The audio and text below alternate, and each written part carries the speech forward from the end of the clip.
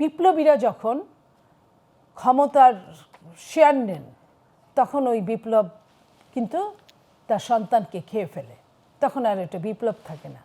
আমি মনে করি যখন নর্মাল কাজ না করে আপনার বেঁচে থাকার জন্য, আপনার জীবিকার জন্য আপনি সাহারা মরুভূমিতে থাকবেন, অথচ আপনি যুদ্ধবিদ্যা কিছুই জানবেন না, তাহলে তো আপনাকে সাপে খোপে খাবে, এটাই স্বাভাবিক।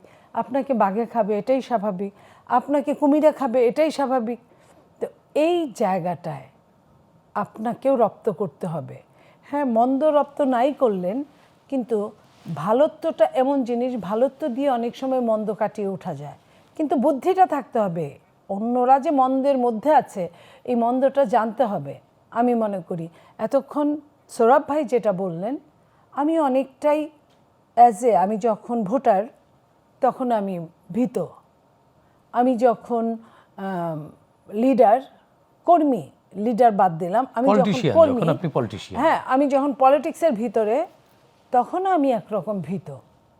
আমি আমার কথা চিন্তা করে না, আমি বাংলাদেশটার প্রতিচ্ছবি দেখায়। কি এমন প্রতিচ্ছবি, ভীতিকর প্রতিচ্ছবি? আপনার সরকার, এখানে একটা সরকার আছে, নামে হচ্ছে অরাজনৈতিক সরকার। আপনি খেয়াল করবেন, অরাজনৈতিক সরকার যখন বলেন এইবার অনেক তরুণরা আসবে, উনি তো আপনাকেও তরুণ মনে করতে পারেন। আমি তো তরুণ যতই হই না কেন, উনি এটা বলতে পারেন না। উনি নিরপেক্ষ সরকার, উনি অরাজনৈতিক সরকার।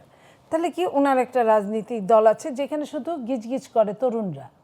উনি তো তাদের কথাই বুঝাইছেন। আমি তো এটাই বুঝবো, কারণ আমি তো ঠাকুর ঘরে কেড়ে আমি তো কলা খাই না। আমি তো ওইটাই, আমার স্থূল বুদ্ধিতে আমি ওটাই বুঝবো। আমার স্থূল বুদ্ধিতে আমি আমাকে নিয়ে চিন্তা করব না, বলবো না। কারণ আমরা যখন তিনটা দল উঠে আসে এই দেশে, রেজিস্টার দল অনেকগুলো, সেইখানে আপনার এই 50-55টা দলের মধ্যে যখন তিনটা দলই বিভিন্ন দাওয়াত পান, বিভিন্ন একটা দল, আমি যে দলটাকে ধারণ করি সেই দলে অনেক মানুষ আপনারা জানেন এবং একজন শত্রুও বলবে। আরেকটা দল বহু বছর রাজনীতি করে, তারাও আছে ডানপন্থী। আরেকটা দল সদ্য হয়েছে, 1 বছর পুরো হয় নাই। যখন তারা 1 বা 2 নম্বরের র্যাঙ্কিংয়ে থাকে, তখন আপনার বুঝতে হবে কে বা কারা। না আপা, নবজাতক শিশুকে তো সবাই কোলে নিতে চায়, সবাই তো একটু আদর করতে চায়, কাছে টানতে চায়। কোলে নেওয়াতে কোনো অসুবিধা নাই। এখন যদি নবজাতক শিশুকে আপনি বলেন যে তুমি 800 মিটার দৌড়ে তোমাকে ফার্স্ট হতে হবে, হাউ ইট পসিবল দ্যাট? আপনি বলেন। তারা তো একটি মানে এই অভ্যুত্থান ঘটালো। আপনি যখন শোনেন, আপনি নবজাতক বলেছেন, অভ্যুত্থান, বিপ্লবীরা যখন ক্ষমতার শেয়ার নেন তখন ওই বিপ্লব কিন্তু তার সন্তানকে খেয়ে ফেলে, তখন আর এটা বিপ্লব থাকে না। তো আমি ওইটাই বলছি, বিপ্লবীরা ততক্ষণই সম্মানিত হন। বিপ্লব তার সন্তানদেরকে খেয়ে ফেললো কিভাবে? আমি আমার কথাই বলছি। আমি 90-এর গণ অভ্যুত্থানে স্কুলে পড়েছি, কলেজে পড়েছি, বিশ্ববিদ্যালয়ে পড়েছি। 90-এর গণ অভ্যুত্থানের পরে আমি যে সম্মানিত হয়েছি, আমি খুব বড় মাপের নেতা ছিলাম না, তখন ছোট মানুষই ছিলাম। আমি পরবর্তীতে আমি এমপি হয়েছি, আমি অনেক বড় বড় পদ হ্যান্ডেলিং করেছি। ওই সম্মানিতর জায়গাটা ওটা আলাদা, এক্সট্রা, মানে এক্সেপশনাল। ওটা এখনো যারা পুরানো লোক দেখে, যারা বেঁচে আছেন, যারা এখনো রাজনীতির চর্চা করেন, তারা কিন্তু বলেন এই 90 এরা এনেছিল।